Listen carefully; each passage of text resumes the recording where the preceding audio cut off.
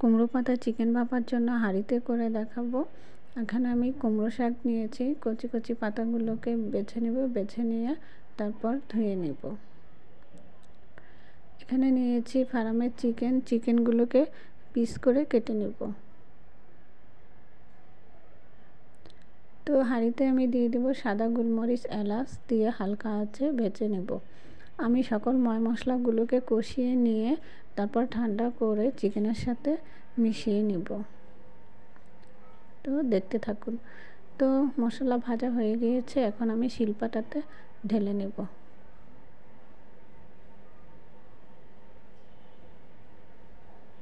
এখন পিষে গুঁড়ো করে নিব।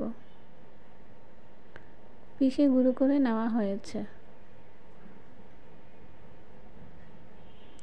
হাঁড়িতে সয়াবিন তেল, পেঁয়াজ দিয়েছি, ভালোভাবে ভেজে নিব। ভেজে নেওয়া হয়েছে, দিয়ে দেবো বাটা আদা রসুন,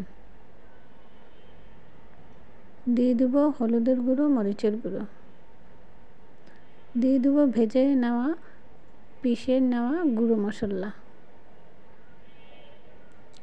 দিয়ে দিব সামান্য পরিমাণ পানি দিয়ে কষিয়ে নিব। এখন নেড়েচেড়ে কষিয়ে নেব।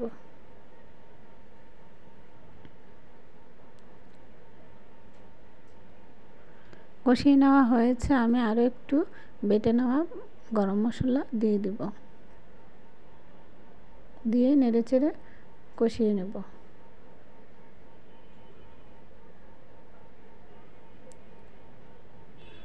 কষানো হয়েছে, ঠান্ডা করে নেব। দিয়ে দিব গোটা লং, দিয়ে দিব ভাজা জিরের গুঁড়ো, দিয়ে দিব কুচি করে রাখা কাঁচা পেঁয়াজ।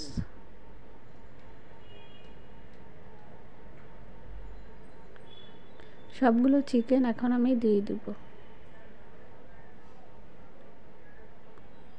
তো স্বাদ মতো লবণ দিয়ে দিব, সামান্য পরিমাণ টক দই দিয়ে দিব।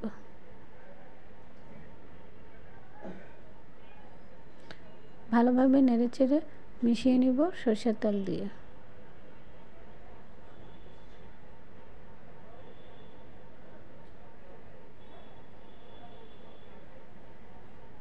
তো মিশিয়ে নেওয়া হয়েছে, এখন কাঁচা মরিচ কুচি দিব, ধনিয়া পাতা কুচি দিয়ে দিব, দিয়ে নেড়েচেড়ে মিশিয়ে নেব।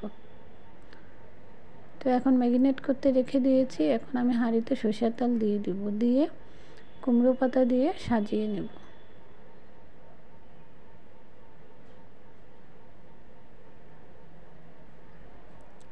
সবগুলো কুমড়ো পাতা দিয়ে সাজিয়ে নিয়েছি। এখন ম্যারিনেট করা সকল মশলা দিয়ে মেখে রাখা চিকেনগুলো আমি কুমড়ো পাতার উপর দিয়ে সাজিয়ে নেব। তো আমার সাজিয়ে নেওয়া হয়েছে, এখন আর দুটো পাতা উপর দিয়ে ঢেকে নেব।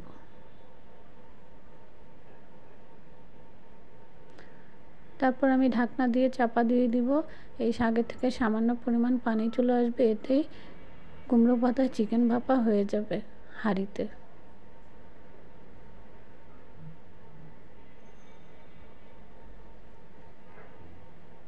তো হয়ে গিয়েছে কুমড়ো পাতায় চিকেন ভাপা, আমি হাঁড়ির মধ্যে করেই দেখালাম। এখন আমি হাঁড়িটার মুখের উপর একটি প্লেট দিয়ে দেবো। প্লেট দিয়ে হাঁড়িটা উপর নিচ করে আমি ঢেলে নেব প্লেটের মধ্যে। তো আমার ঢেলে নেওয়া হয়ে গিয়েছে, এখন আমি খুলে দেখাবো।